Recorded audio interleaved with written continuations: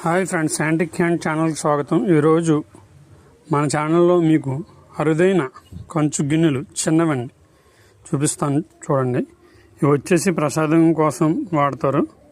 ఇది కూడా పోత గిన్నెలు అనమాట అండి.